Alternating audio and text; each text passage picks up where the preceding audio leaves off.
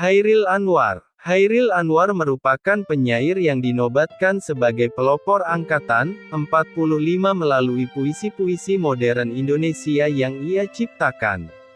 Ia lahir di Medan pada tanggal 26 Juli tahun 1922 dari keluarga terpandang yang berasal dari Payakumbuh, Sumatera Barat. Ayahnya bernama Tulus bin Haji Manan bekerja sebagai ambetenar pegawai negeri pada masa kolonial dan tahun 1948 menjadi Bupati Rengat, sementara ibunya bernama Saleha yang lahir dan besar di kota Medan. Chairil menempuh pendidikan di Neutrale Hollands Inlandse School, HIS, dan melanjutkan ke Mir Uitgebreid Lager Onderwijs Mulo, meskipun hanya sampai kelas 1. Saat merantau ke Jakarta, ia kembali masuk Mulo, dan mulai banyak membaca buku